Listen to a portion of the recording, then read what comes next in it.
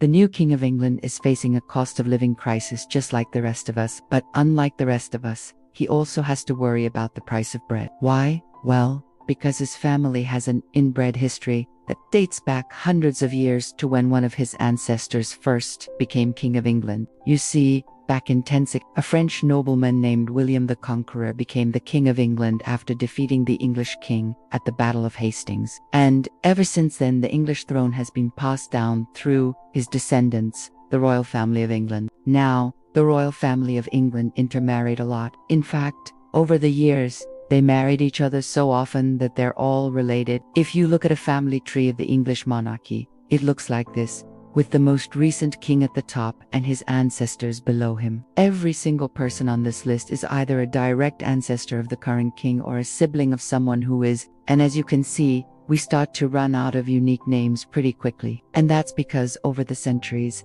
these kings and queens had children, then married those children to other royals, and then had children with those children, and then repeated that process over and over and over again. Now, this created a few problems. For example, it meant that there were a lot of really boring names like Henry, Richa, and Edward being recycled over and over and over again. But it also meant that there was a lot of In fact, at one point, the inbreeding got so bad that the ratio of recessive to dominant genes in the population of England was altered forever. To understand what that means, let's take a look at this family tree. So this is the family tree of King Charles's son, Prince William. And just like the last family tree, every person on this list is either a direct descendant of William the Conqueror or a sibling of someone who is, but this time, instead of going back 900 years, we're only going back 300 years to the kings of England from the 1700s. As you can see, the most recent King,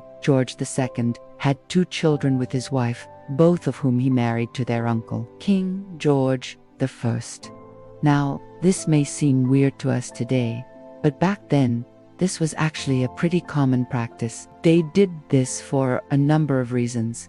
For example, they wanted to keep the throne within the family. They also didn't want to have to pay expensive dowries to marry foreign princesses. And finally, they believed that having children with your brother or sister was healthy because it helped to maintain the purity of the bloodline. Well, whatever their reasons, this had an unexpected side effect. And because he had 2 children with his wife, both of whom he married to his brother, both of those children inherited his color blindness. Now, if George had married a different woman, then only one of his children would have been colorblind. But because he married his brother, both of them were colorblind. So by marrying his brother's children, King George essentially doubled the amount of recessive colorblind genes in the population of England. And because of this, we can estimate that around 8% of men in England today are colorblind, which is double the amount that would be expected by chance alone. So there you have it, a genetic mutation caused by centuries of inbreeding. And that's why the new King of England has to worry about the price of bread. Well, that, and the fact that it is his job to maintain a noble lineage that stretches back almost 1,000 years.